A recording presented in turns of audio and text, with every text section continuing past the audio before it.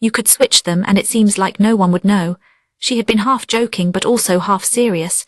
She was gauging which way the other woman took it. All of their various attendants and nursemaids had been dismissed from the room. You might be right.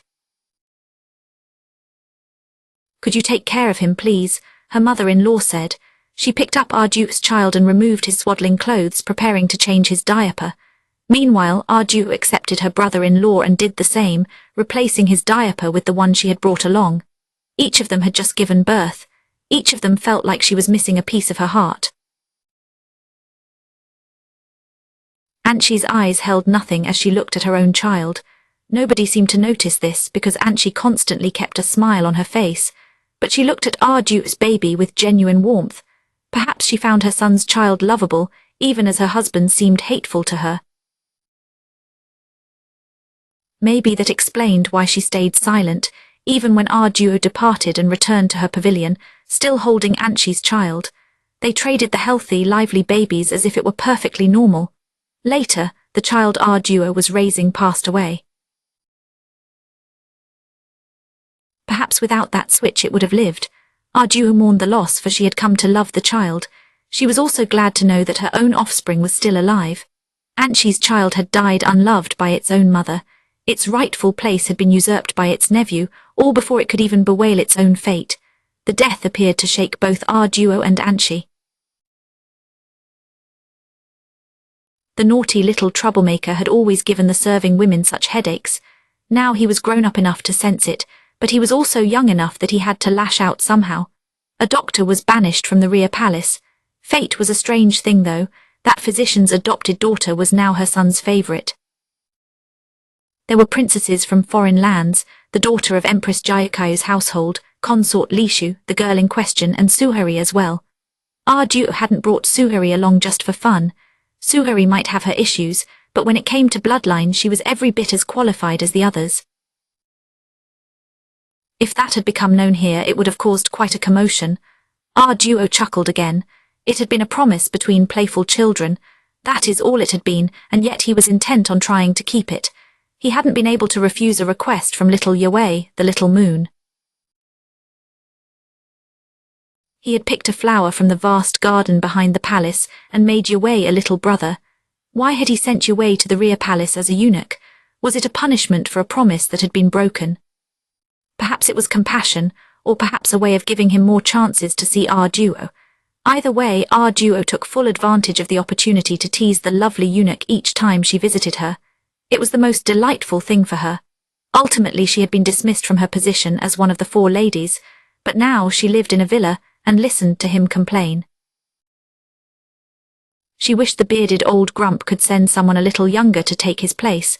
She was glad the children had been able to come live with her. Yes, youth was a wonderful thing, and it was so much fun to tease Suhari, but there was something else. Arduo must not forget a second playful promise. She made a vow before she considered what status was appropriate. Sure, why not? I might as well let you make me a mother of the nation. And the idiot agreed immediately. Did he understand what he was really saying? Did he still remember it now that he had a great flower of the West for his empress? Ardu said to herself, swirling the drink in her cup. She resolved to watch over Yue and discover which flower he chose. Bonus translator's notes. The Apothecary Diaries volume. In chapter 4 of this book, Maomao meets a shopkeeper selling a robe he says belonged to a celestial nymph. She tells him she has a better name for it, the fire rat cloak. This is Hai Nezumi no Kawagoromo in Japanese. Neither she nor the story fully explains this name, except to suggest it comes from the eastern island country.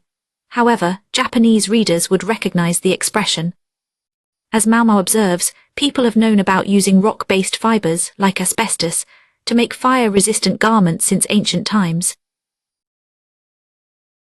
The material looks almost soft and fibrous.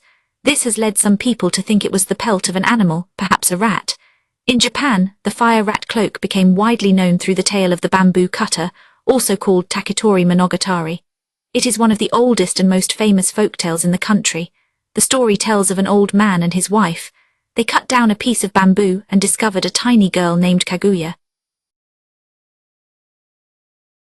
They did not know she came from the moon. Although they were unaware of her history, they could see she would be a great beauty. Her father became obsessed with presenting her at court. Several princes attempted to win her hand there. Kaguya was distressed by the situation and did not want to marry any of the men. She assigned each of them a task to complete if they wished to be her husband. However, the tasks were impossible, based as they were in mythology. Kaguya gave a certain Prince Ab the job of bringing her the cloak of the fire rats. The prince wrote to a friend who lived in China, asking him to find the robe if at all possible, and to send it to him. After many difficulties and being told by everyone that no such robe existed, Ab's friend was about to give up hope. Then an old beggar told him of a temple where the beggar's grandfather had once seen the cloak with his own eyes. The friend hurried to the location and discovered the temple was gone. Instead, a box was buried in its place containing a rich silvery robe. Prince Ab's friend sent him the robe, and Ab was joyful. Then he remembered the legend. It said the robe grew more lustrous each time it was exposed to flames. Thinking he would make it a little brighter and more beautiful before presenting it to Princess Kaguya, he called for a brazier. He tossed the robe in and watched it burn to ash before his horrified eyes. However, Ab is glad in one way. The other suitors attempted to deceive Kaguya with fake gifts, and one by one they were found out, deeply disappointing the princess. Ab is at least pleased to know that he won't look like he's trying to put one over on the young woman. Instead, he writes her a letter saying that despite his best efforts, he has been unable to complete her task, so he will go away and never seek her hand again. Princess Kaguya, receiving the letter, realizes that Prince Ab was true of heart and tries to summon him back to her. But by the time her messenger arrives, Ab has already left, and she never sees nor hears of him again. In that respect, it seems Maomao had better luck than Prince Ab. Whispers of the fire rat cloak have continued to pass down through the ages, even into contemporary fiction, and even into the occasional translator's note about contemporary fiction. Fancy that. Thank you for joining us for Volume 5. Have fun and read widely. We will see you for the next book. Sign up for our mailing list at J Novel Club to hear about new releases, newsletter, and you can read the latest chapters of series like this by becoming a J Novel Club member. J Novel Club membership. Copyright, The Apothecary Diaries Volume 5 by Natsu Hyuga, illustrations by Taoko Shino, translated by Kevin Steinbach, edited by Sasha McGlynn. This book is a work of fiction. Names, characters, places, and incidents are the product of the author's imagination or are used fictitiously. Any resemblance to actual events, locales, or persons, living or dead, is coincidental. Kyusaria no Hitaragoto. Copyright Natsu Hyuga 2016. All rights reserved. Originally published in Japan by Shufunatomo Infos Co., Ltd. Through Shufunatomo Co., Ltd. This English edition is published by arrangement with Shufunatomo Co., Ltd. of Tokyo. English translation copyright 2022 J Novel Club LLC. All rights reserved.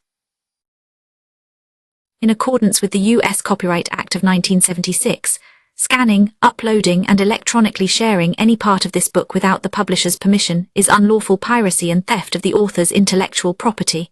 J Novel Club LLC. J Novel Club. The publisher is not responsible for websites or their content that are not owned by the publisher. This ebook edition is version 1.0, published in May 2022.